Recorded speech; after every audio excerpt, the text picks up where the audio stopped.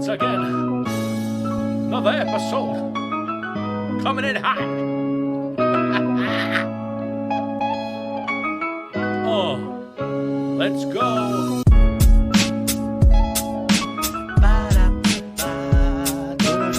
Get close. Get close to the mic. Get that microphone in your puss, in your face, coming at you in your ears. This is the Scott Gibson Show. I am Scott Gibson. Who else would I fucking be? Hope you're safe and well. We sit with bated breath, waiting, like patient children on Father Christmas. We wait for the thunder. When will it come? We've been promised by the BBC.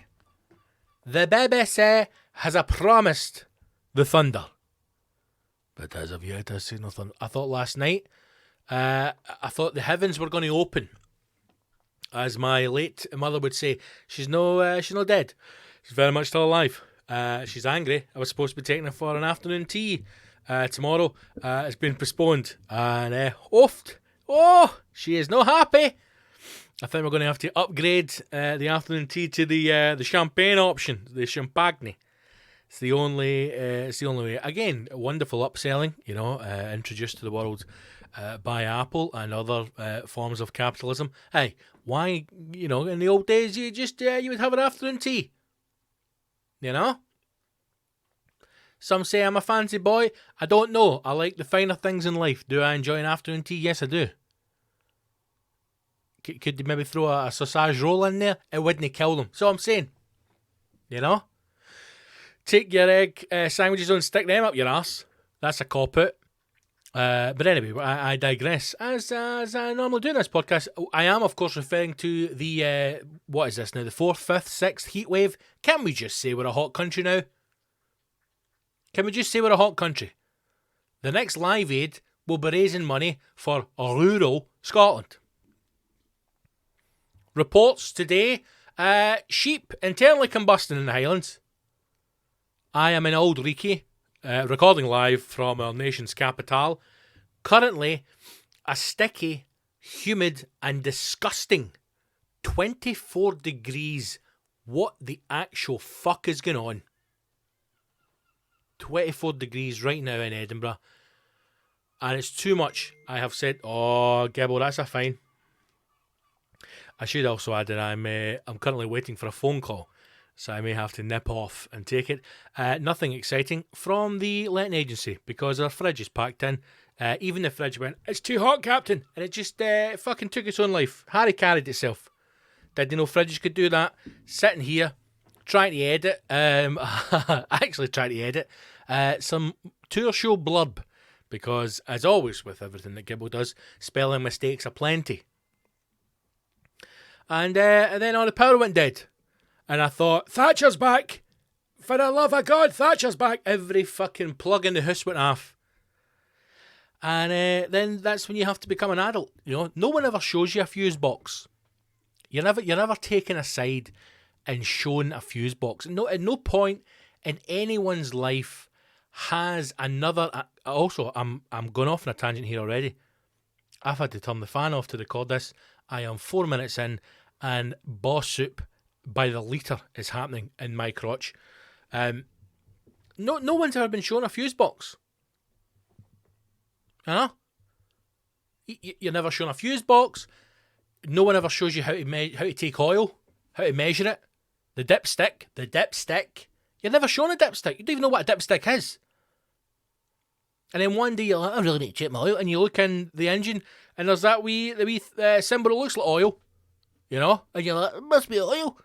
And then the wee fucking yellow pull cord that looks like anal beads.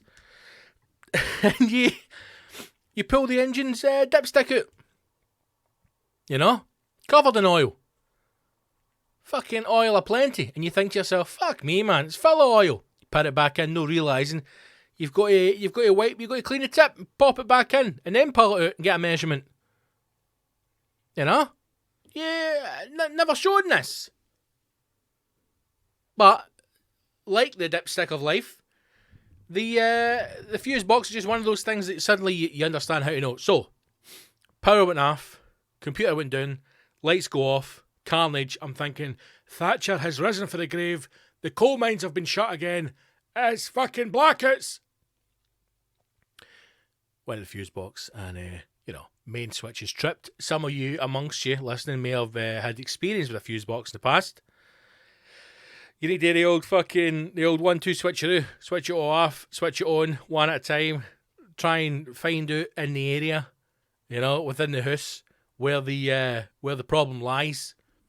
On the circuit breaker, I think is the technical term for it.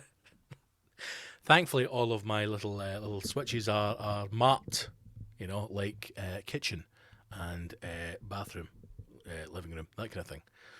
So narrowed down at the kitchen. Turns out, fucking fridge has killed itself. Been having problems with the fridge in the past. If I owned this property, first of all, I would never have bought it if I was buying.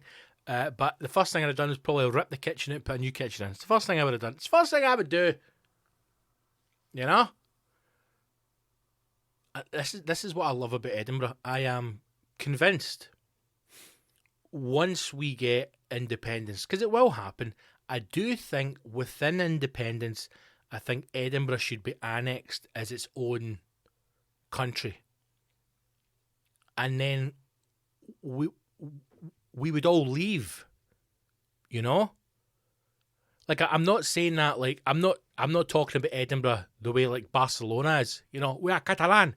I'm not talking about that, right? I'm not talking about doing the Barcelona way, where the city with all the wealth, all the art, all the infrastructure, fucking annexes itself for the rest of the poor countries. I'm not talking about that. I'm talking about telling Edinburgh to fuck off.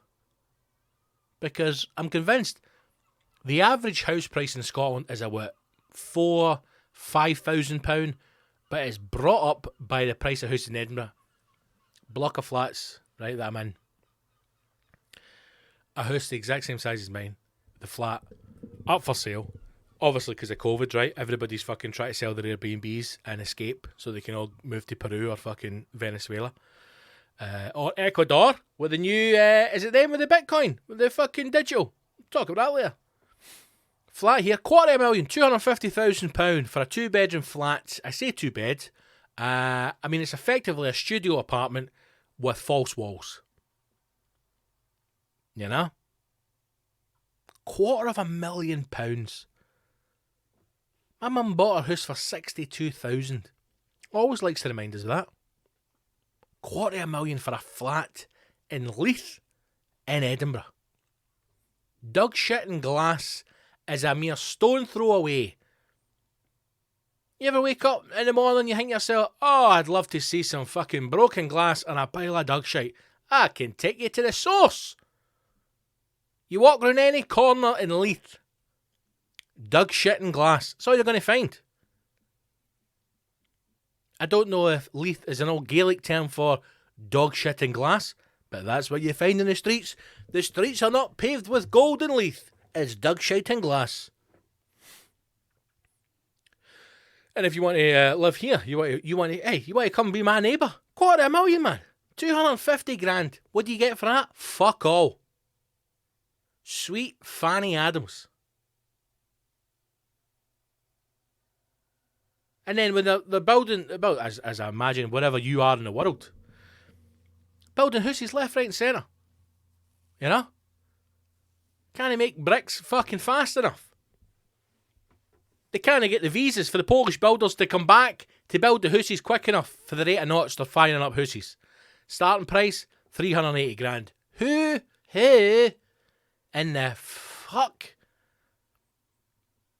is kicking about with 380 grand to buy a shitey new build from Gala or Barrett Homes in the fuckhole of nowhere?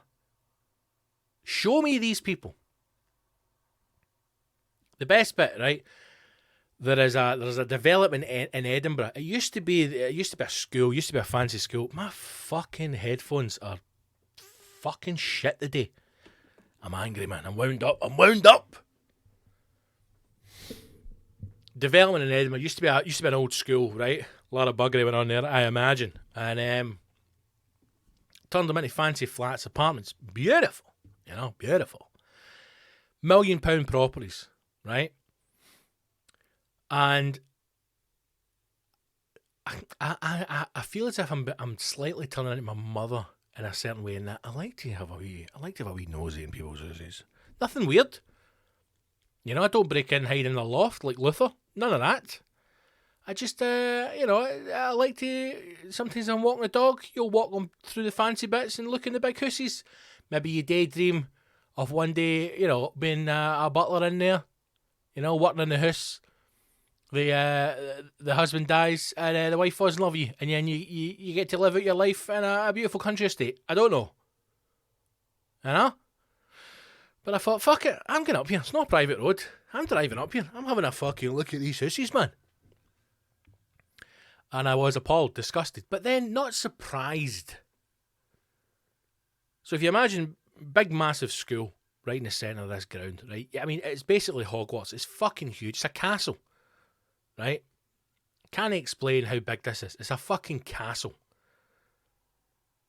And around the back, in a horseshoe type shape, they've built these brand new glass fronted beautiful apartments, right? So you can either buy one of them for £1 million, or you can buy one of the apartments in fucking Hogwarts for £1 million, right? And all the glass fronted apartments, as you drive round, they all look like shit. And you know why they look like shit? Because it's full of fucking rich Tory pensioners. That's why. I imagine when the architect is designing these buildings, they've got a flight of fancy to the type of people who'll be in there. Bohemian artists, fucking New York loft insulation, Banksy cunts, fucking influencers, cunts without socks. They don't imagine for a second that the people in there are not going to be wearing socks, only because they can't bend to put their socks on. They think they're building flats for the beautiful people, the elite, the ones you see online. They don't think they're building fucking apartments for human adults that wear nappies. They don't think that, but that's what they've got. Because that's where the money is. They put these beautiful glass-fronted apartments in the hope that there'll be a semi-naked man with a six-pack walking past with a fucking cafetiere of strong black coffee that he just pours over his body. They're so beautiful. They don't drink. They absorb. Forcing his lover against the glass. So the world can see them make love. Beautiful pieces of NFT hanging from the digital art frames that they have. Again, shown to the world in their glass-fronted fucking beautiful churches. Look at my non-fungible fucking tokens. Fine works of art hanging from the walls. As carefully placed spotlights and mood lighting lights this beautiful modern cathedral of art shown to the world. And the reality is the complete opposite. The reality is slugs, human slugs, in an electric chair that fucking stands them up. That's the reality. The fuckers have got too much money. They've got too much money. I feel as if the world's gone mad. I feel sometimes as if I am on the outside looking through one of these glass windows at the real at life, screaming into a noise-proof fucking pane of glass going, fucking kill them!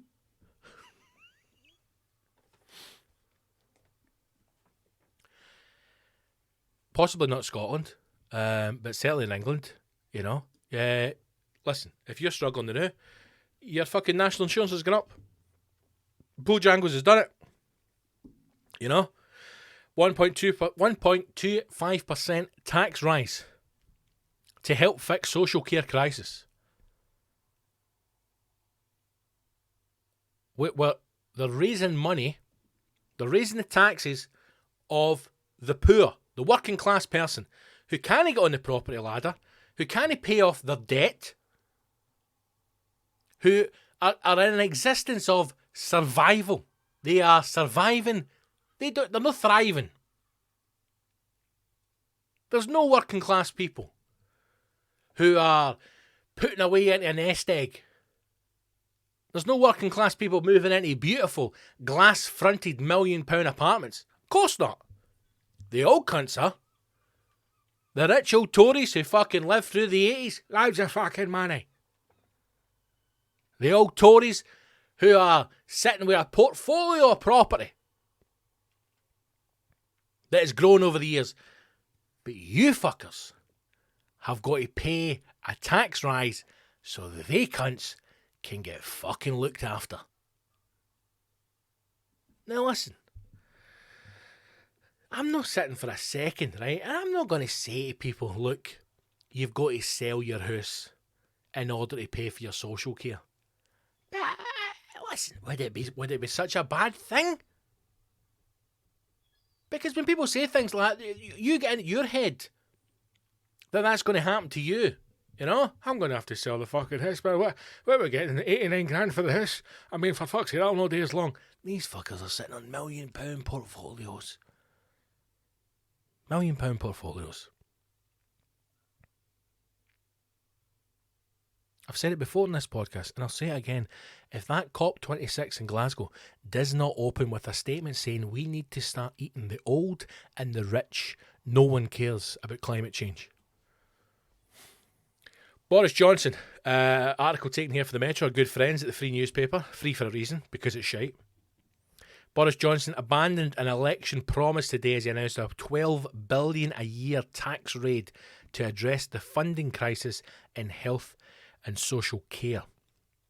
Now, let me say a couple of things. No defending Boris Johnson, never will, right? I have no political allegiance. I couldn't care less, other than the fact that Scotland should be independent. We'll move past that now. I don't think that you can hammer home to Boris about his manifesto for 2019 because we have been through COVID. All right? The world has changed dramatically. So something's got to be done. All right? Now, if people are living longer and social care is acquired at a greater level, you know, because there are more old people now and they're living for even longer, so they need care for even more than they used to before, yes, something has to be done. But do they get to keep their vast fucking wealth? No, they should not. And if you want to do it so that, and again, I'm talking about top end. I'm not talking about us, right? I'm not talking about your mum and dad, you know, leaving you their home. I'm not talking about that. I'm talking about vast wealth. That's the difference. I'm talking about people who have multiple properties, you know, portfolios, hundreds of thousands of pounds of disposable income, millions of pounds in property.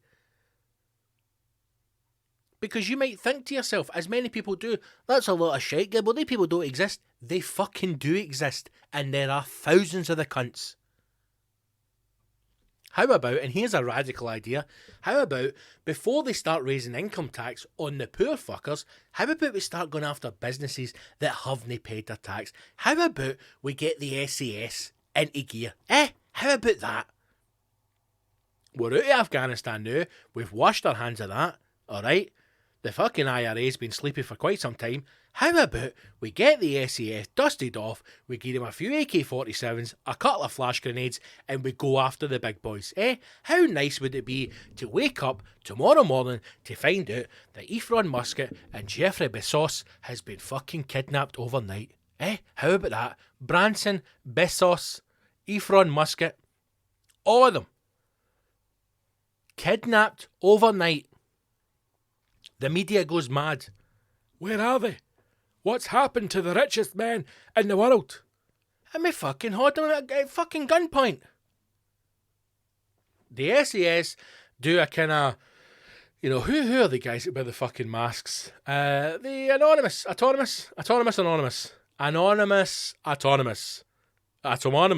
What are they fuckers called?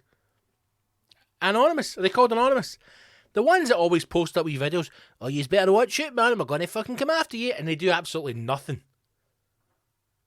Get the S.A.S. to release a couple of videos like that, and just say, listen, see if Bezos and fucking Elon Musk and Tesco Bank and fucking Virgin and all the other bastards that have been bailed out, you know, get a few Tory MPs in there, get them all at fucking gunpoint, and just say, listen, if you don't start fucking coughing up, we're going to start popping you, and then we just fucking let them go. Starbucks, Amazon, Google. Let's go after these bastards. Yeah? But that would be too difficult.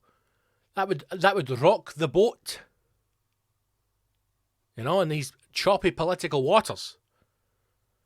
So where is the income tax on you poor fuckers? Now listen, 1.25%, it's no much, right? But it doesn't matter. It's 1.25% that's in your pocket that now isn't in your pocket. The PM, Bojangles, confirmed a new 1.25% health and social care levy based on national insurance contributions will come into force next April. He's pressed ahead with the plans despite widespread backlash from senior party members. Mr. Johnson entering down the street 2018 claimed blah blah blah. We've heard this, right? Here we go. The levy means someone earning an annual salary of $24,100. Who amongst you are earning that? Who amongst you is earning $24,100? I heard on the radio the other day the average salary in the UK is £29,000. How many of you are earning £29,000?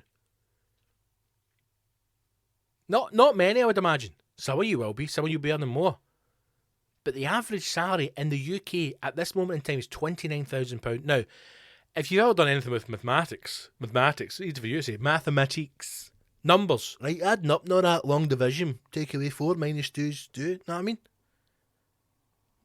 If you've ever done anything with averages, you will know that in order to move something, for example, an average salary, in order to move that by a couple of £1,000, you need extremes on both ends. Now, to move an average salary from what would have been 18,000 probably as a base salary 4 or 5 years ago to now being at 29,000, you need to have higher values at the extreme end in order to have such a shift. What I'm trying to say is the rich are getting richer and the poor are getting poorer. Because I tell you something, see, if you're not getting 29 grand a year, good luck to you. Because we should all be going into our fucking boss on Monday and going, listen, Bobbag, the average fucking salary in this country is £29,000, so where's my fucking 29 grand? And I guarantee you, you'll not get a fucking penny. So, average salary of 24,100, it would be £3.46 a week. What's that? It's not even a fucking cup of coffee, right? £180 a year. It doesn't matter, because it's £180 a year that should be in your fucking pocket. And you might be thinking to yourself, £180 a year, brilliant, we all need to pay that, right? To raise this money, this $12 billion. Where's that $12 billion going to go? Because I guarantee you that $12 billion isn't going to go towards social care. That's going to go to paying fucking hedge funds or lobbyists or fucking disappeared somewhere. You know, or somebody who has a business that runs nursing homes will be turning over annual profits of hundreds of millions. If people are looking to invest in social care or build social care, let's look at the people right now who are making money.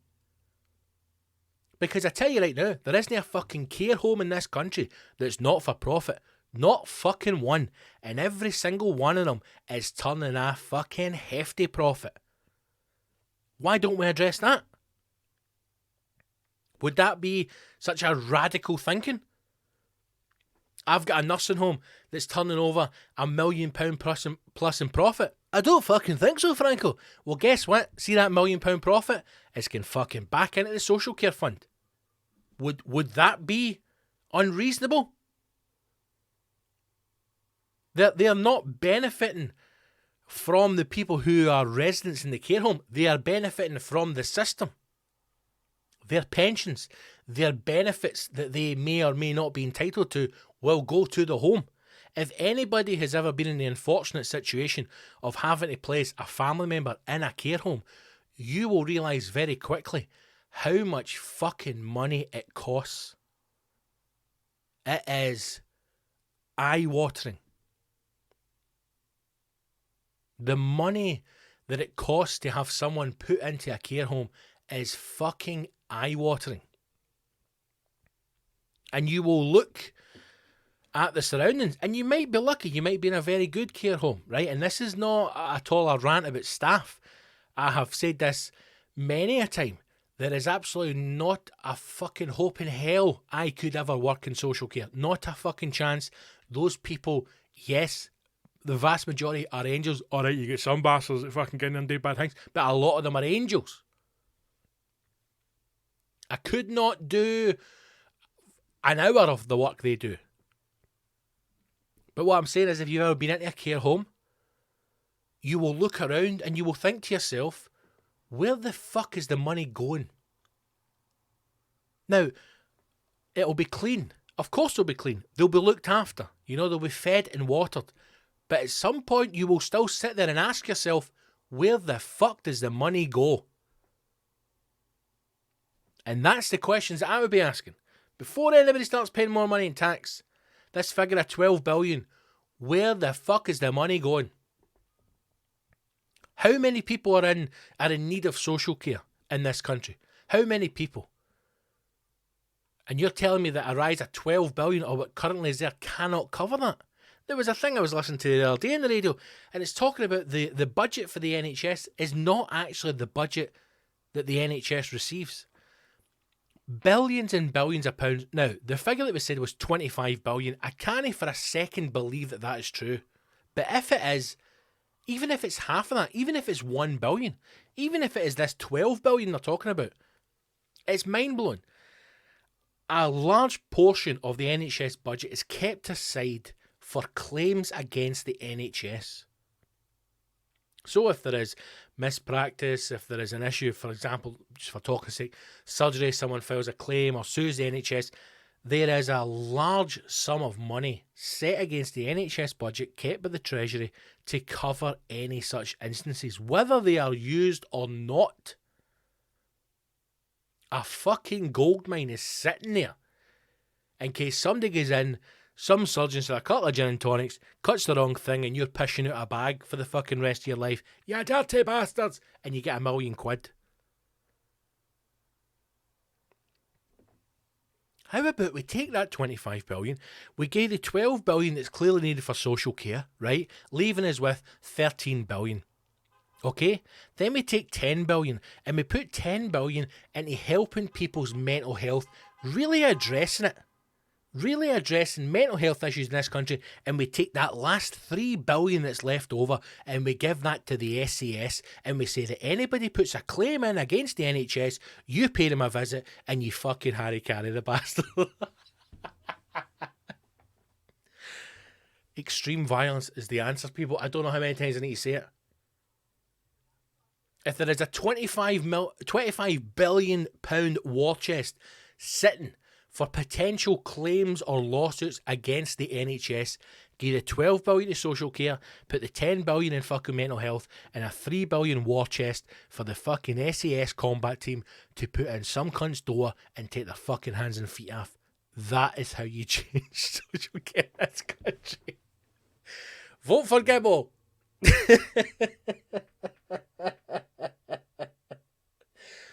Listen, people still want to claim, let them claim. I'm telling you right now, I've got fucking coked up S.A.S. guys.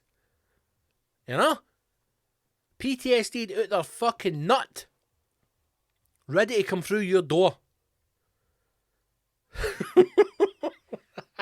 I saw a woman the other day. And I was fucking howling, man. I was fucking howling. She came running down a flight of stairs past me. And then when she got outside with her pal handed her crutches, and then she hobbled off down the street, and I thought, fucking brilliant, man. Fucking brilliant. I don't know, man. Hey, I'm a comedian, man. I talk nonsense. You know? Talk nonsense. I just think it's one of the things, again, where at some point we're going to have a serious conversation about people are living maybe longer than we first anticipated. We're going to have a conversation about it. You can't pay for it forever. You know? I don't know, man. But listen, if your fucking national insurance goes up, what are you going to do? No pay it? I don't know, man. And again, it's not as if we're going to get rid of the Tories. They're going to be here forever, because if anybody has their mind open to the way that the media works, you will know that the day before this news story broke on the national press about the national insurance tax rise going up. Now, bear in mind, this is in England. It's very different in Scotland. We don't have that. Social care is taken care of in a different way, right? This is no Scotland. So in a way, fuck you, England. But just, you know, we're no independent yet, so it's always good to keep an eye on the enemy. Understand how the media works. The day before this news story broke, the news story was that 1,000 migrants had crossed the English Channel in one day, beating the record.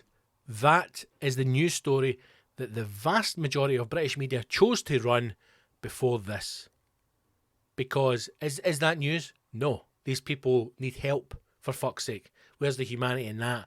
But it's a balance, because what it does is people get angry about the Tories trying to raise your tax, and then you're like, aye, but they're the only ones that are going to keep the fucking migrants out. So everything goes back to zero again. Extreme violence, man. Get the S.A.S. in. Kill the old. Kill the claims. Rule Britannia.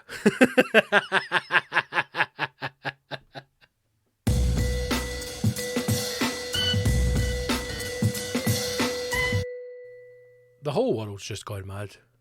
It is. I mean, I feel as if I'm just saying this every single week.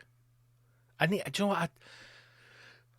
I need to just start being like my mate, the great Malak Ali, and probably just switch off from all news. I have this, not a desire, but I have this kind of like quest for knowledge. I like listening to stuff. I like understanding what's going on in the world. But then the more I learn and the more I understand, the more I'm like, for fuck's sake, burn it out of the ground, man.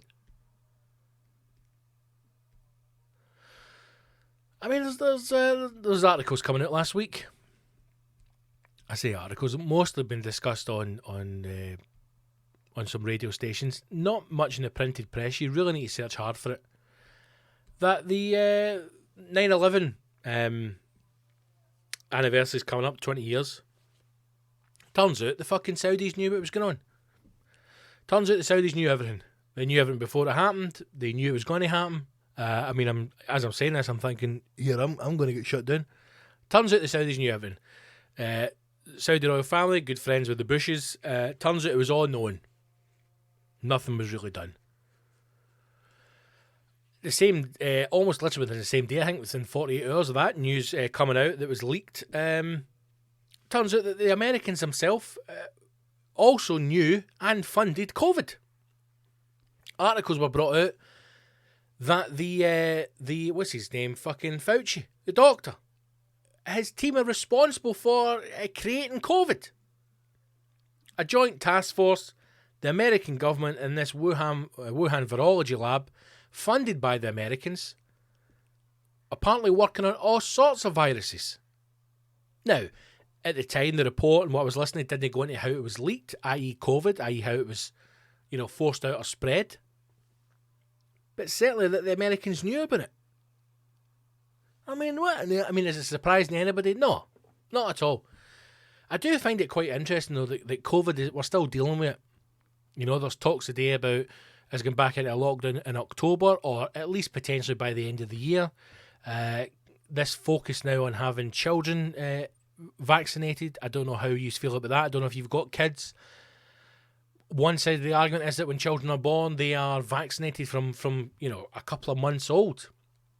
Yes, but they're vaccinated against historical diseases that, if were brought back, would wipe out humanity, and we understand what they are.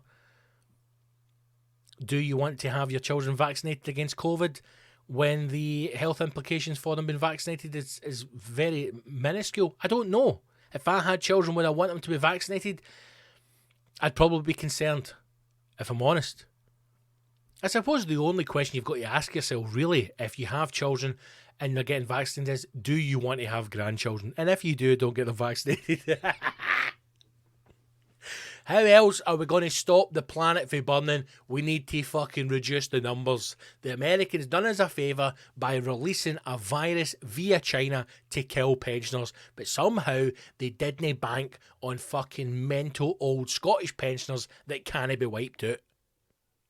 So now we've got to fucking vax your wains and sterilise them so that a generation cannot reproduce. So get your wains vaccinated. But I don't know. I'm joking.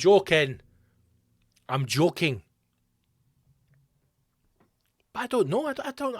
If I had children and they, I'm being forced to have them, not being forced, but I'm being told to have them vaccinated so that they don't miss any more of their school days.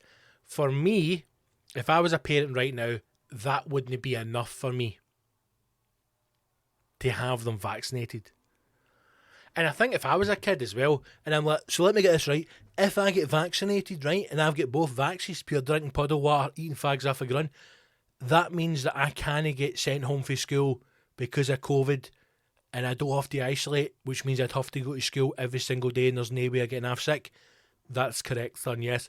Stick your vaccinations up your fucking arse, mate, and guess what? I've just been pinged. I'm taking fucking 10 days off school. See you later. Don't know, it must be worrying times, but it must be worrying if you are a parent now whose children are going to school and you yourself are having to deal with everything that's going on with COVID. And, now you're being forced to potentially vaccinate your children as well. It must be worrying. Must be. But hey, it's life. It's life, man. What you got to do? Right, let's look at a funnier story, shall we? Chiropractor keeps job after breaking patient's neck. Great stuff.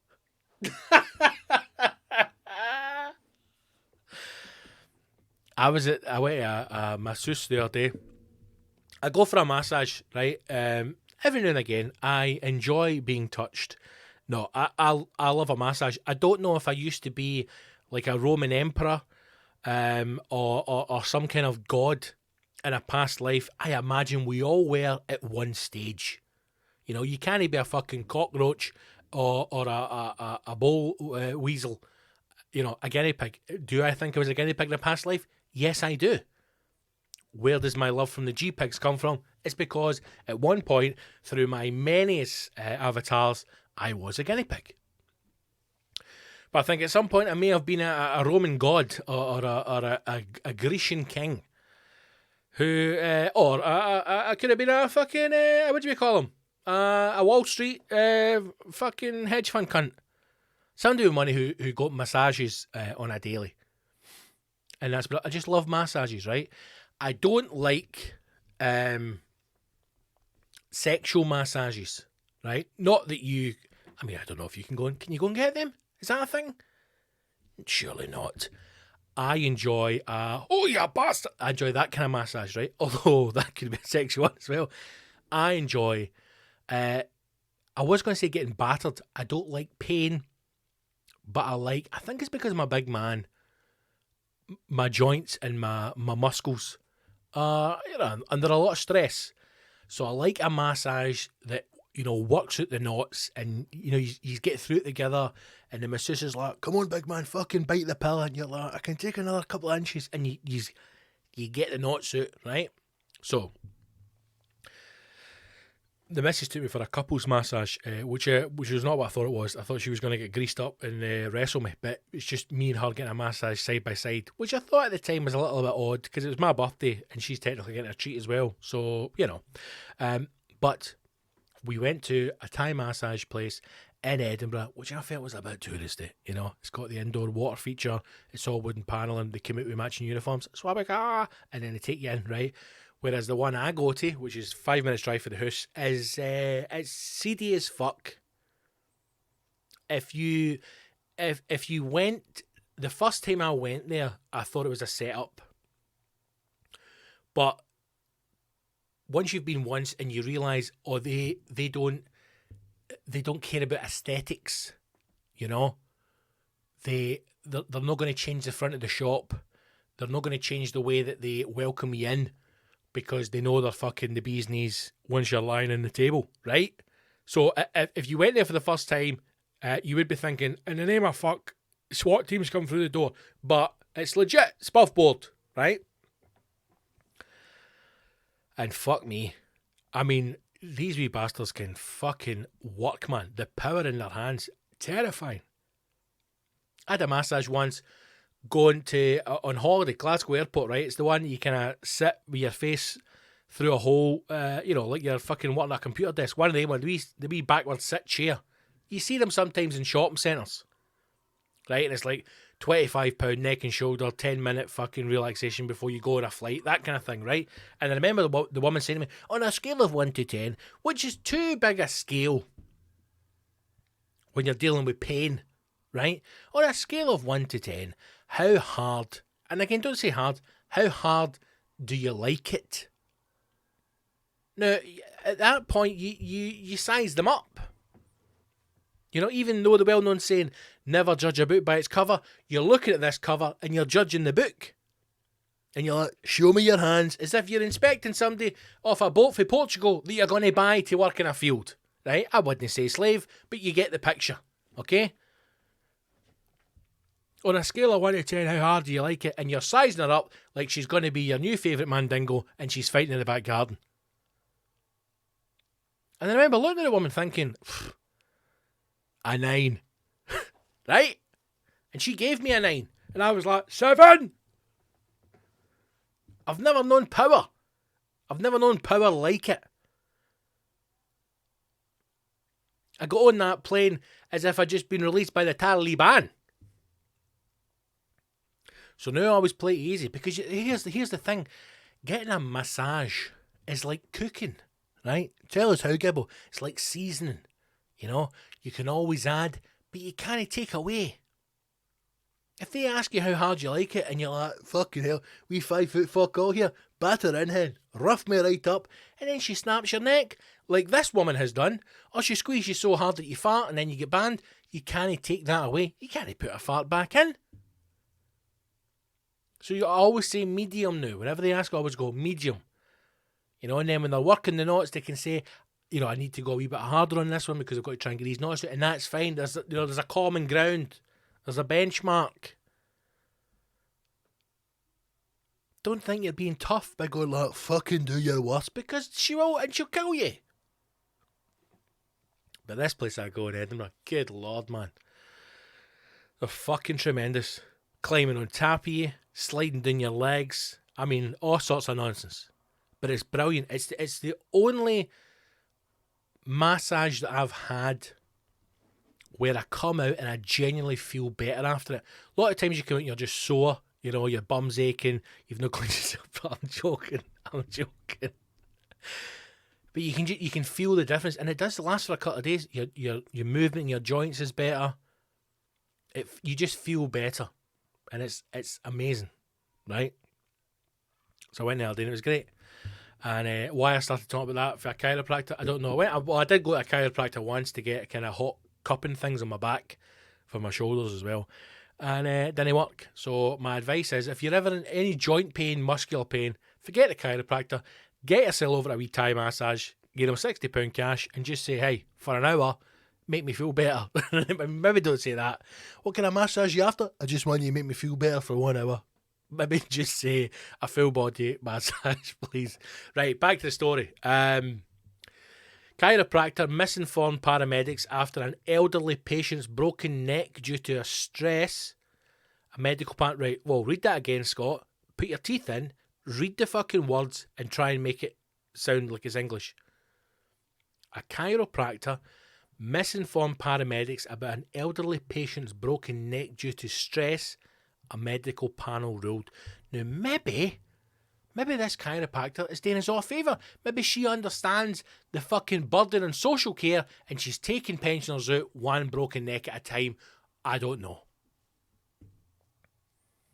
Arlene Sholton, no woman called Arlene's ever done good things, who used the title doctor despite not being medically qualified. You lying cow, Arlene! Was allowed to keep her job when she faced a General Chiropractic Council Conduct Committee. The widow of John Lawler, 80, said she was devastated by the decision, as you would be him. Father of three, Mr. Lawler, died in hospital the day after being left a quadriplegic when he suffered an irreversible spinal damage during an appointment with Miss Sholton in August 2017. What the fuck?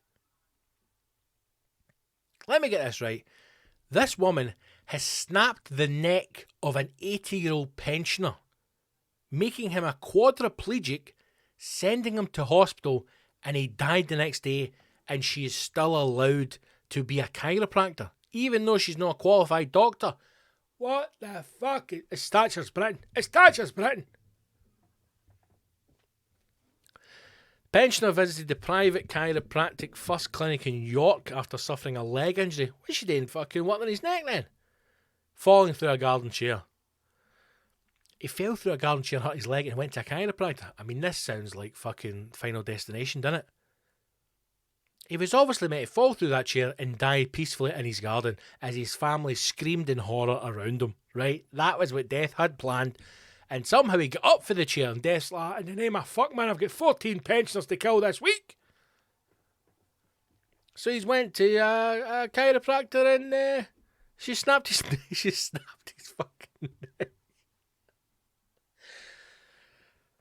Oh, that's everybody's fear, right? Whenever somebody cracks your neck and you think, I'm disabled, it's an irrational fear we all have. And this poor fucker's it's happened to him.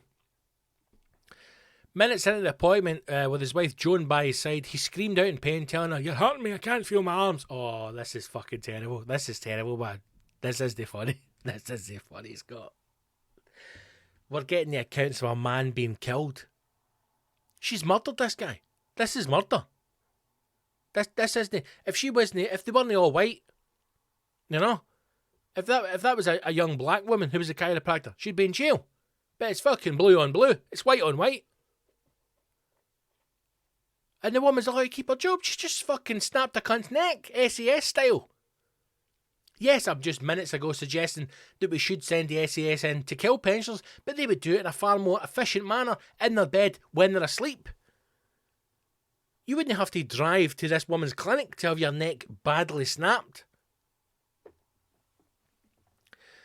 His inquest heard the treatment table was dropped and raised without warning. It had been intended to manipulate his spine, but left the former Bankley's bank manager like a rag doll.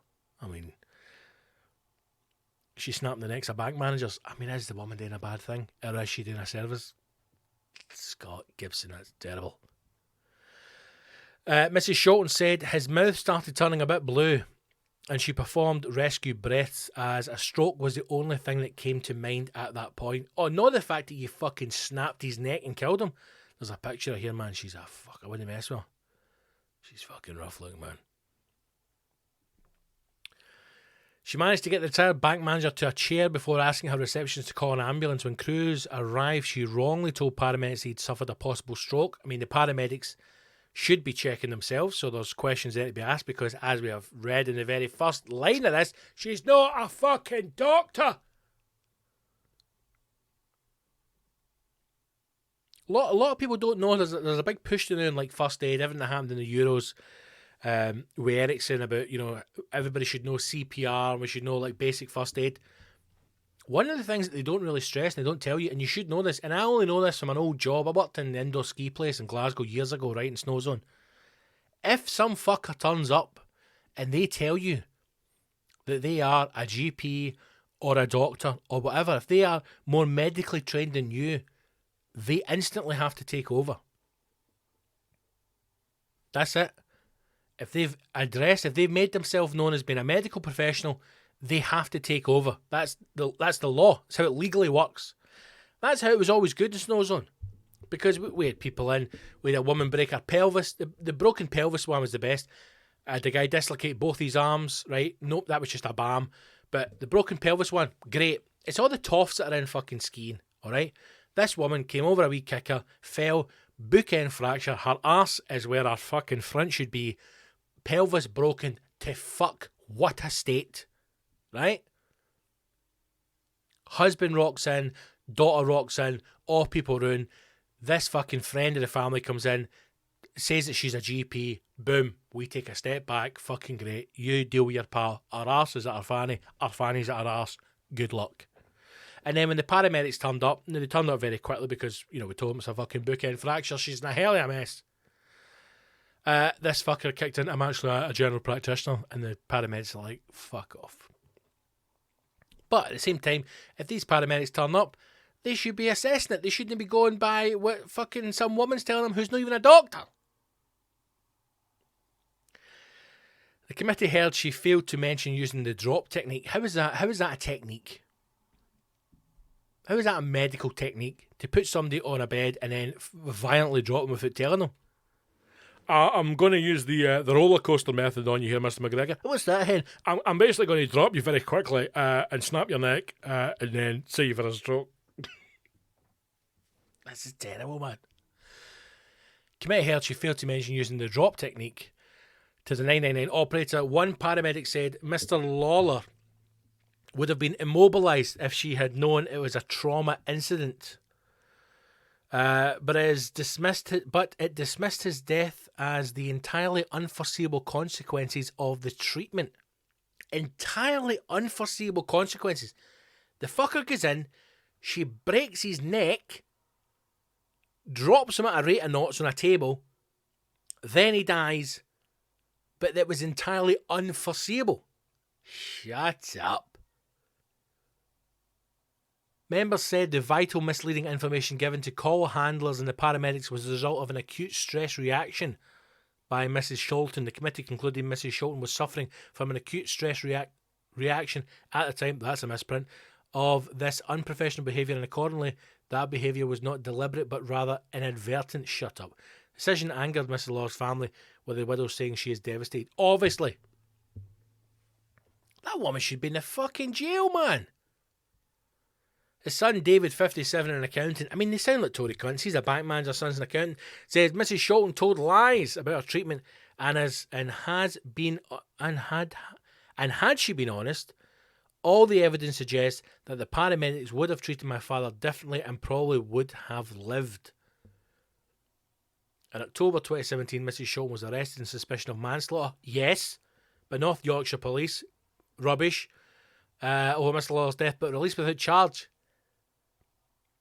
How in today's day and age can you snap a pensioner's neck and not be charged with manslaughter? The inquest in November 2019 held she had falsely advertised herself as doctor after earning a Doctor of Chiropractic degree in Canada, but under British rule, she should never have been calling herself Mrs. as in doctor. Know what I mean? That's pretty brutal, man. Pretty brutal. Poor fucker's grinning. I've got a terrible leg, and what happened was we were sitting having a barbecue celebrating the Queen's bicentennial anniversary of the time that her and Prince Charles invaded a country in India and smoked some opium. And we broke out the fine china, Charles and Camilla, because that's his one true love. That's slut Diana. We don't recognise her. People's princess. Not these people. No. Camilla's the rightful heir to the throne. Charles and Camilla. You'll never find a greater couple than that. Other than Scott and Charlene from Neighbours, next down it's Camilla and Charles. A greatest love story ever told. And I was celebrating my 80th birthday. I had since retired from being a bank manager. Many years of refusing mortgages to young families, eligible people, had taken its toll. Over the times, just like the Shawshank, I had siphoned tens of millions off the top of various customers that come through the doors of Barclays, and the wife and I have enjoyed a happy, lavish life since my retirement. Now, we had Victoria Sponge, egg crest sandwiches, a lovely spread put on by my good wife. Obviously, she's not made fuck all because she can't cook, but she has enjoyed the use of her new iPad, bought from the profits of the death of many people I've refused to bankload over the years. And she jumped on the Ocado. The Waitrose delivery turned up, and we set up the spread in the garden of the summer house. Not the main residence, you see. We enjoy the garden of the summer retreat.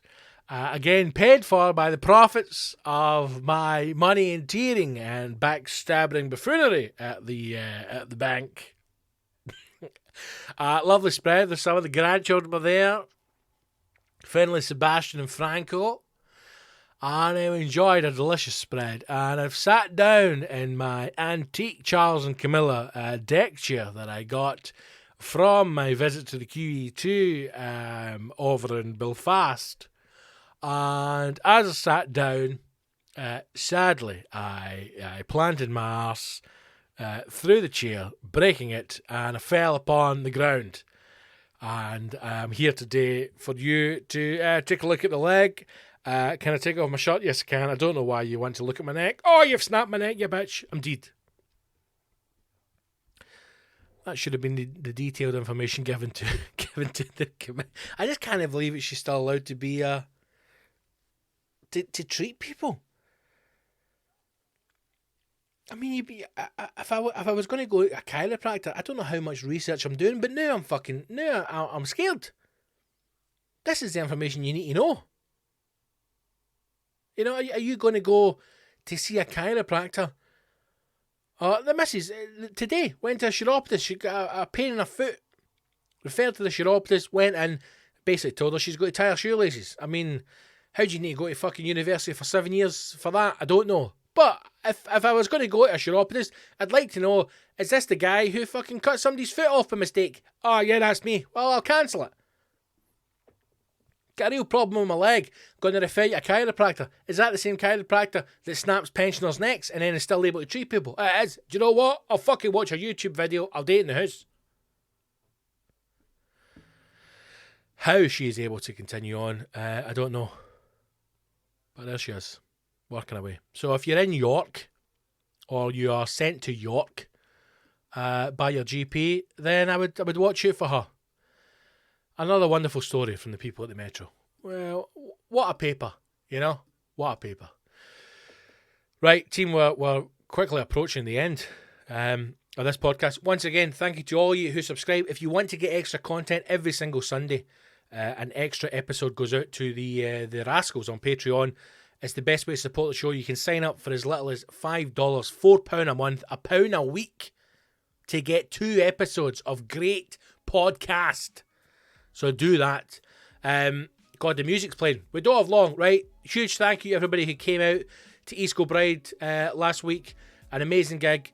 Brilliant to be back. Tour dates coming up. Killearn, October 1st. Townhouse in Hamilton, October 8th. The Bungalow in Paisley, October 10th. Tickets are moving for them, so get them quick. Go to the website, bigscottgibson.com. Buy your tickets. Come and see me live. I'm fucking brilliant. Join the Patreon. Grow the podcast army. Look after yourself. Stay safe. Wear sun cream. It's going to be hot. Pray for thunder. Wash your hands and your arsehole. I'll see you in a battlefield soon. Onwards.